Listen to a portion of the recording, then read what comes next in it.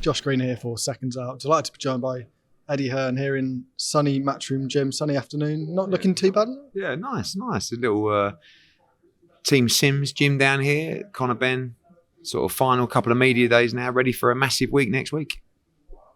Only place that can really start, Tyson Fury. Sent out another message today, one of many messages we've seen.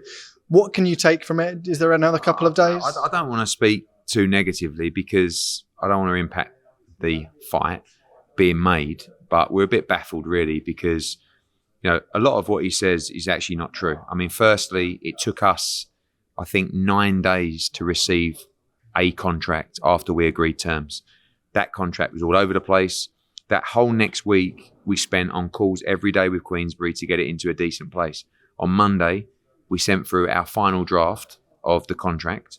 And also, Tyson Fury came out and said, the fight's off. Okay, so we're like, okay, so semi-down tools. But still hope that, and by the way, Queensberry have been great. They've never told us about a deadline.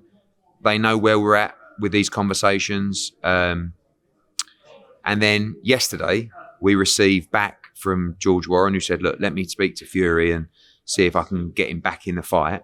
Their comments on our final draft, which is, again, it's a normal process, by the way. It's not like anything untoward. And he said, I spoke to him at midnight last night, and he said, I will speak to Tyson tomorrow and hopefully get him to take it. We saw mid-morning this morning, Tyson Fury on Instagram come out and say, sign it today. Like, I don't know why he's putting unrealistic deadline demands on a fight, which his team and promoters aren't.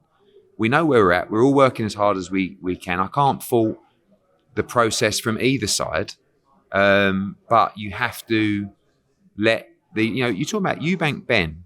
From the moment the contract was signed, took about 2.5 to 3 months for it to be signed, right? You talk about 2 weeks here. So, and it's not like anyone's going cold. It's not like anyone's going quiet. Every day we're going backwards and forwards. So we're working as hard as we can. I still stand by he wants to fight Manuel CHARR. He's also offered Derek Chisora the fight now. So we don't really know where we stand. All we'll do is keep working away with Queensberry. It's definitely not getting signed today. But when will it get signed? And people, I interviews it. What's the problem? The problem is it's a fucking massive fight. And there needs to be a process in place when there's a revenue split of a fight where everything's in order. And when we got the contract, it wasn't. Again, we went back with a contract we were happy to sign on Monday.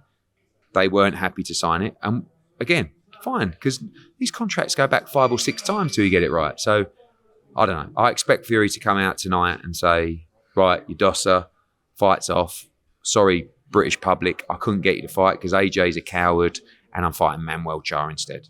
I suggest he fights Joe Joyce if he don't fight Anthony Joshua because that's a much better fight. But he won't.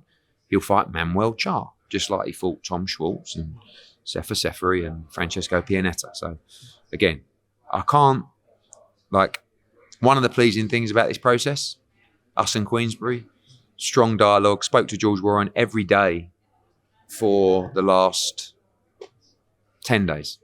And again, it's been a good process and it's ongoing. What does it say about Tyson if he is to pick the fight with CHARR over AJ, or you say possibly something about Joe Joyce? People will... I can't knock Tyson Fury. He beat Deontay Wilder. He beat Vladimir Klitschko, right? But people... I think if you start reading the social media comments now, there is a sort of split between, I don't know what this bloke's going to say next or do. I don't necessarily believe him, to, yeah, Tyson Fury, you cannot give him a pass to fight Manuel CHARR. Sorry. And then out of nowhere, I said originally, I believe he's going to fight Manuel CHARR. A week later, they're going backwards and forwards on Instagram. Out of nowhere. Where's he come from? It's not like he's even rated. But it's just, they would have had a conversation going, let's do the fight. And I stand by, that's the fight Tyson Fury wants to do. If not, why wouldn't you just let your team go through the process and get it done? Like I said, Queensberry have never said to us, Eddie, you must sign this contract today. And if they did, we'd tell them the same thing. So, we'll crack on. We'll carry on.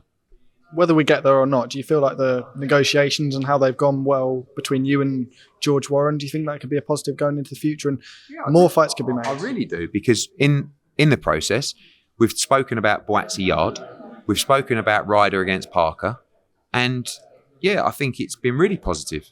So as much as normally in this situation you'd say, what a fucking waste of time, with 4, 5, 6 of our team working round the clock for 10 days, 2 weeks on this, but I wouldn't, because there is now a line of communication to make fights between Matchroom and Queensberry.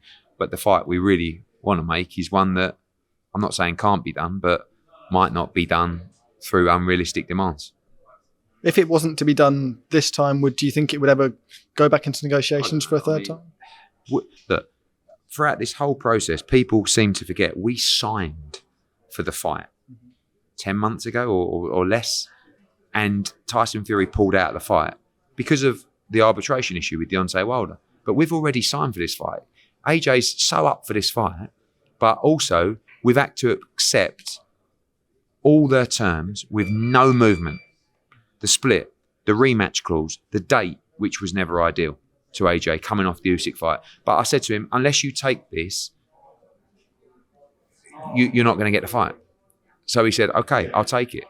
So he can't actually do any more. Now, we can't just let him.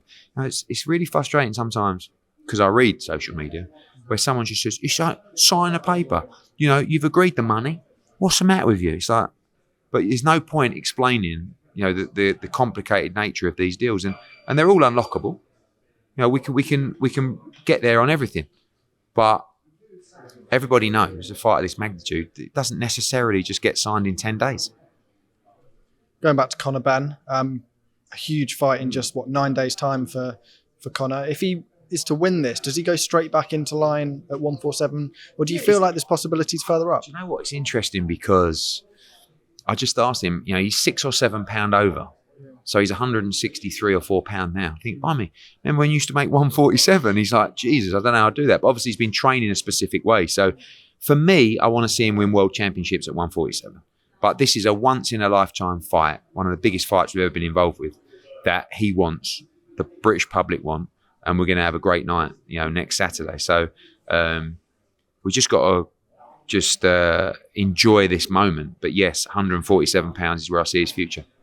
Obviously, DAZN pay-per-view. Do you think we'll be seeing more DAZN pay-per-view as the months roll over? I think they're going to be for one-off fights. I don't think anyone complains about a Fury AJ or a Benn Eubank on pay-per-view, that they are specific one-off events for the platform. But if they didn't have the capability or the functionality, they wouldn't be able to attract those fights. So if the DAZN didn't do pay-per-view, they couldn't have Fury AJ on the platform. If they didn't do pay-per-view, they couldn't have Eubank against Benn on the platform. So it gives them that functionality, makes them very competitive in the mega fight space. But certainly not the model that, I'm under no pressure to give us more pay-per-views. It's if one arises and there's a mega fight, we have the ability to do it. Talk about Joe Joyce at the weekend, stunning knockout to get the win over Joseph Parker. Where do you think that leaves him in the heavyweight division? I think he's a right handful. I haven't watched the fight. I saw the knockout, but he did all the things. And I think most people felt that he'd probably lose a couple of early rounds and then come on strong in the fight. To the casual fan, like a lot of my mates, they can't understand how this guy's winning fights when they watch him. But we can, because he's got a great chin. He's got a tremendous engine. I think technically he's underrated. And everyone knows, joking about Tyson Fury, but like if the AJ fight didn't happen, Joe Joyce will fight Tyson Fury in December. It's a tremendous fight. Do you think Tyson Fury will fight Joe Joyce? Don't be daft. So but he says, it's not a tour, Joe. You've got to build yourself up first. He's number one in the world. And he's with the same stable.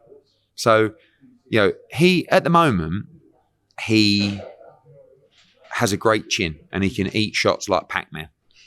That won't last forever. But he's going to be an entertaining fight. There's great fights out there for Joe Joyce. Dillian White, Daniel Dubois, rematch, Tyson Fury, Usyk, AJ. I like Joe Joyce. I think he's a nice guy. Final question before I let you go. Bivol in few days' time, not long at all now. If he wins that, is it very much Canelo Bivol? That's what we want to do. Very tough fight with Ramirez. It's a tremendous fight. If he comes through, we'll be pressing to make the Canelo rematch. Perfect. Cheers for your time, Eddie.